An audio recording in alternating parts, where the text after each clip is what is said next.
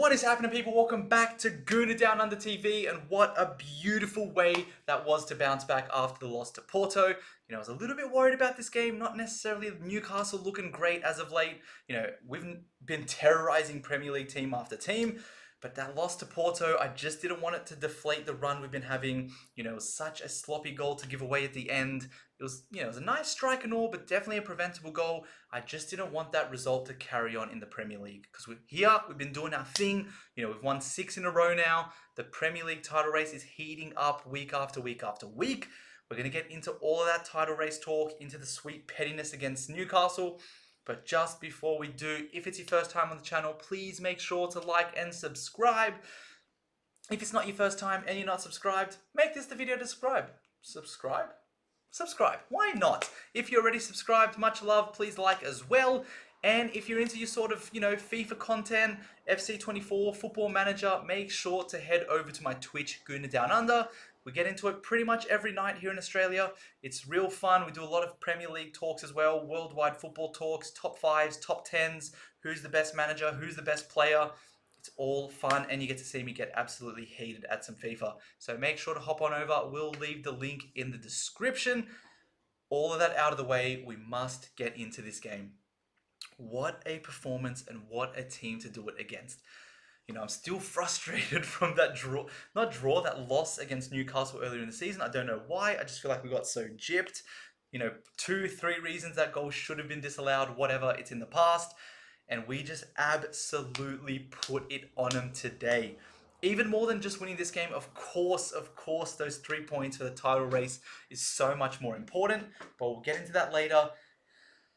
Has to be about the performance first. That Newcastle team, it gave me vibes of what we used to look like sometimes when we go to Anfield. Just looked like a deer in headlights. The occasion got to him. The crowd was hostile.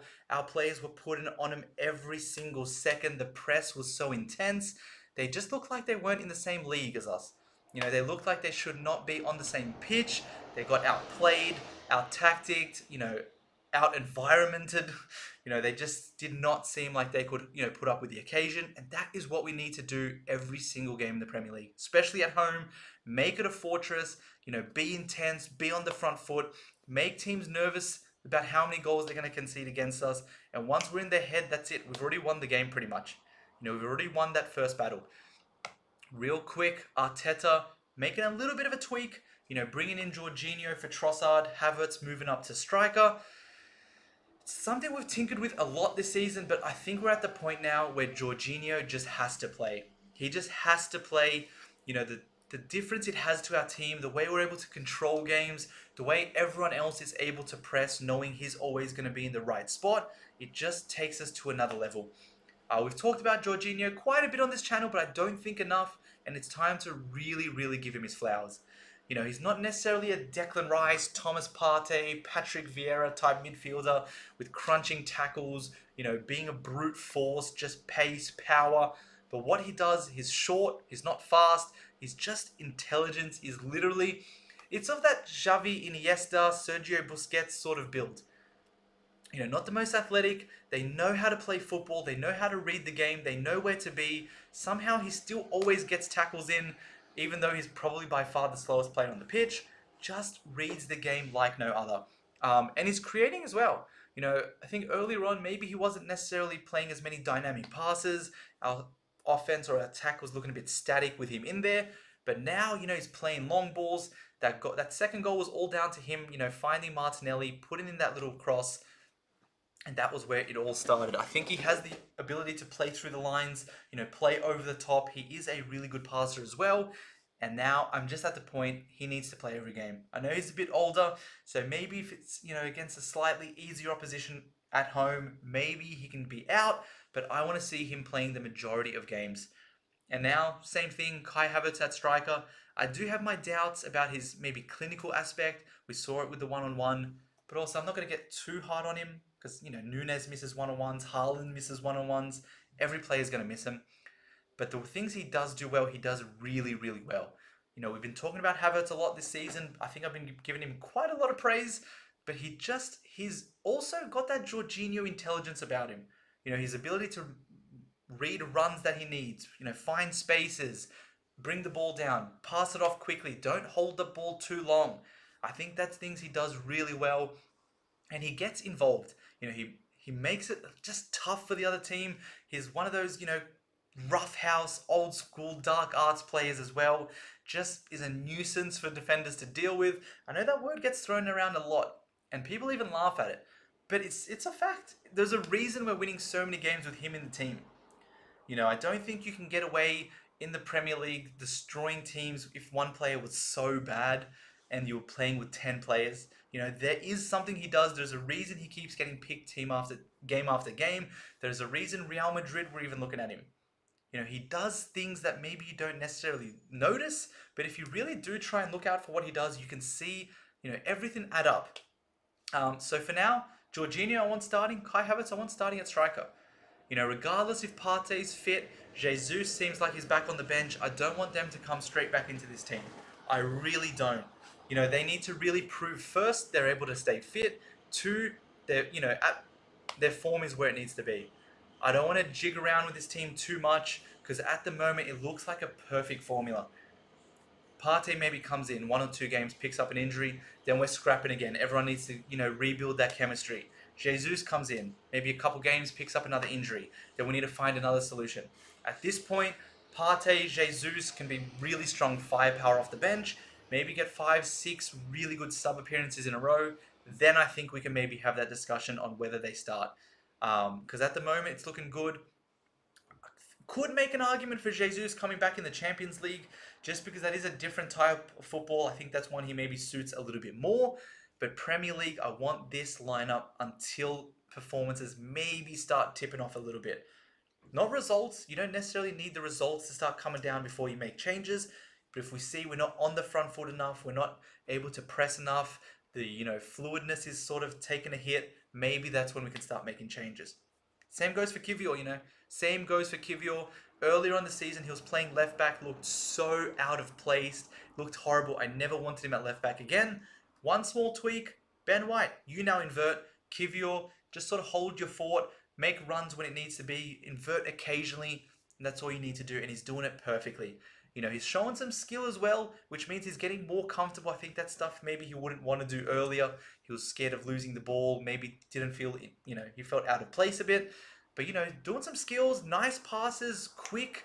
He's just doing everything right. 7 out of 10 performances, and that is all we need. Ben White in the midfield, I really like him next to Rice and Jorginho. He's a little bit of a brute force as well. Makes us tough, gives us a little bit more steel in the midfield. And, he's been pretty class. Like I said last game or last video, not necessarily Zinchenko type passing, but just can make that easy pass forward, can then also overlap as well. That's something maybe Zinchenko doesn't do enough. Zinchenko inverts. Once the defense figures that out, that's it. Whereas Ben White runs, sometimes overlaps past Saka. He's inverting, always being, again, that nuisance, making us unpredictable. Because at times, especially earlier in the season, we were very predictable. Now, a lot of teams don't really know what to do against us. And that all goes down to Arteta. Earlier on in the season, I was saying, these performances aren't great, but we're picking up results. And it can go one of 2 ways. Either we learn from last season, we don't blow all of our energy too late, then sort of January, February, March, we start turning the throttle up a little bit, and that's when we really start matching performance result, maybe go on a run. Or Arteta doesn't make any tweaks. We see what's happening. The performances weren't good enough. The results were there. We get found out. It's not sustainable, and it all goes crashing down. And so far, it looks like the former. Why do I always trip up on that? The former. Arteta's making some tweaks. He's not being stubborn. Ben White, let you invert. Kiwior, you stay down. Jorginho, we need a little bit more control. You're coming in. Kai Havertz, you're making good runs, you're making good play, your hold-up play is good, we're going to put you at striker. All of this is looking really good, and we are by far looking the best team in the league right now. At least on form, we've won 6 in a row, we've crushed Liverpool, we've crushed West Ham, Burnley, and now Newcastle. We need to keep this going. I believe it's Sheffield next, and then Brentford. Must get 6 points out of those. And then it's going to be Chelsea, maybe postponed, and City. And what a freaking time this is. Honestly, I remember 5, 6 years ago, at this point, either the season was done, and even it was like technically mathematically possible we could still win the league. That was laughed about. We were hoping for maybe a top four scrap, maybe a deep Europa League competition, if that. But there was no way we're going to have a title race. And this is what it is. Arteta deserves all the credit. That's why I think a lot of those Mikel out chants are a bit ridiculous. No one is guaranteed the Premier League. And I think that's pretty spoiled. What we want is we just want to be in the title race, in the picture, competing game after game. Every game is so important. You can't wait till the next one. And that's exactly what we have now. I think as well, still young manager, but I don't know many managers in the world can do what he did to Klopp this season, to Pep this season. I'm really, really excited about the end of the season. What happens, future, everything is looking real good. Although, I do sometimes get very up in my feelings at the moment. If we lose to Porto, maybe that changes, but we don't want to talk about that right now. The other thing I want to talk about, Odegaard looked a little bit sloppy at the start. His passes were going really way off. But the thing with him, he's such a leader, sets the example for everyone. Doesn't matter if it's minute 1, minute 80, and he's gassed. As soon as the other team has the ball, he is sprinting on them. Even if the other players are jogging, he does not care. He is going to press and try and win us that ball. And that is the example, he sets for everyone. I thought in the first half, that was some of the best pressing I've seen. Reminded me of what Porto did to us, to be honest, where we looked out of place. We couldn't find any openings. We couldn't keep the ball. That is exactly what we did to Newcastle, and I love to see this style of football. Havertz, I've already talked about him. Good goal, technically got a goal and an assist. Sort of, don't know if you want to claim that. Should have scored that other one, but I am excited to see him as a striker. Keep playing it. I know Chelsea fans are probably laughing at this because they've had the exact same feeling, and then after time, he sort of just starts to fail. But I feel like there's a much better environment for him, much better system. I feel like we can get him to thrive here. Like I said, I don't want Jesus to come back in. At the moment, I think this is sort of a winning formula. Let's just keep going. We need to give Saka his flowers as well. I could go on giving flowers all day. Sometimes I maybe don't rate Saka enough because I don't think he's world class yet. I don't want to get into that discussion as well. I just don't want to put too much expectations on him. He's still young, but man, he just delivers. He just delivers another goal today, quality goal as well. It's one of those things where when everyone else is doing their thing, when we're on the front foot, when we're playing in space, playing with pace, we're able to get our wide men space. That rhyme? Maybe, probably not. And that's what Saka needs. When we're slow and teams are able to double, triple up on him, what can he really do? He's not Messi. He's not going to dribble through 3 people and score from outside the box very often. He can do it sometimes, but it's not something he's going to be able to consistently do because that's, you're asking way too much. We need to play in space, make it one-on-one, allow him to run at that fullback, and then he can deliver. Same as Martinelli. Martinelli, fire out, my words are just escaping me today. He didn't have the best of games. That second goal was pretty much all down to him and Jorginho, though. So that's the thing. Play in space. Find, areas in behind. And I think we can go real far this season. Please let me know what you thought of the game. Let's have some conversations in the comment section below. What is happening to my words? Let me know. Jesus is back. Would you start him right away? Would you make him earn his spot over Havertz? Same thing when Thomas Partey returns. What are you saying? Let me know in the comment section below. One more time, if you haven't liked or subscribed, please like and subscribe. Appreciate you all. More importantly than everything, please take care of yourselves, and I'll see you in that next video. Peace.